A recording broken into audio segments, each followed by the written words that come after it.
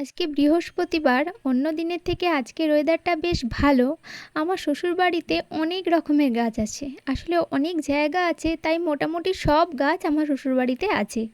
সেই তুলনায় আমি অনেক রকমের পাখি দেখতে পাই, যেগুলো প্রায় এখন বিলুপ্ত। যেমন চড়ুই পাখি, 4টে চড়ুই পাখি আছে, টুনটুনি পাখি আছে যেগুলো প্রায়ই আসে, একটা চিলও আছে বেশ বড়। তারপর চাটা খেয়ে আমি রান্না করতে গিয়েছিলাম। রান্নায় করেছিলাম উচ্ছে আলুর সেদ্ধ আর পোস্ত, আর একটু মাছের তেল ছিল। তেলটা ছিল বেশ কদিন ধরেই, আমি ভাবছিলাম কিছু একটা করব, আর হচ্ছিল না বলে তেলটা ভেজে দিলাম, বেশি দিন থাকলে আবার গন্ধ হয়ে যাবে। তারপর করেছিলাম একটু ডিমের ঝোল কাঁচকলা দিয়ে। অনেকে বৃহস্পতিবার দিন আঁশ খায় না, আমিও চেষ্টা করি যে বৃহস্পতিবার দিনটা একটু নিরামিষ করার, কিন্তু কেন জানি না আমার বৃহস্পতিবার দিন বা কোনো কিছু বাড়তি থাকলে সেদিনই আমার আঁশ তরকারি যেন মাথায় আসে।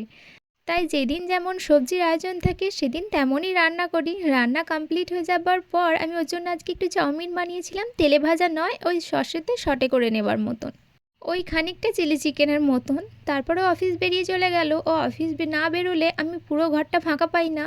আর এই বর্ষাকাল বলে নাকি জানি না, ঘরের মধ্যে এত ধুলো আর কেমন জানি ধোয়া ধোয়া পাড়া, যেটা প্রতিদিনের প্রতিদিন একটু না বাগালে কেমন গন্ধ হয়ে যায়। আর আমার থেকে আমার হাজবেন্ড বেশি খুঁতখুঁতে, একটু কোথায় কিছু থাকলেও রাত্রেবেলাতেও সেটাকে পরিষ্কার করে। সবার কাছে নিজের ঘর, নিজের বেডরুম, নিজের বেড ভীষণ প্রিয়, আমার কাছেও তাই। আমি অন্য কোথাও একদম তৃপ্তি পাই না যতটা আমার নিজের রুমে পাই। আর এই এত জিনিস সব ওর, এখানে কোথাও আমার কোনো জিনিস নেই। তার মধ্যে মধ্যেই নেমে গেল ঝমঝমিয়ে বৃষ্টি, এত বৃষ্টি হলো, ওই বৃষ্টি থামতে থামতে সেই সন্ধে হয়ে গেল। তারপরে বাড়িতে অনেকটা ফল ছিল, তাই ভাবলাম ঠাকুরকে আজকে বৃহস্পতিবার একটু ফল কেটে দিই, সন্ধেবেলা শীতল হয়ে যাবে।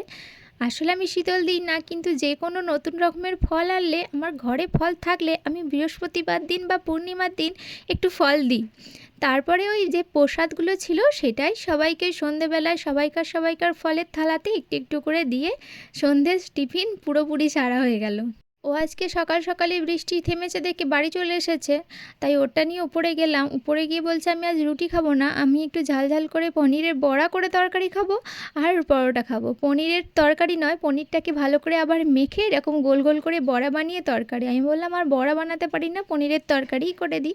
দিয়ে রাত্রের দিকে এরকম ঝাল ঝাল করে একটু পনিরের মাখা মাখা তরকারি করেছিলাম, আমাদের রুটিই করেছিলাম।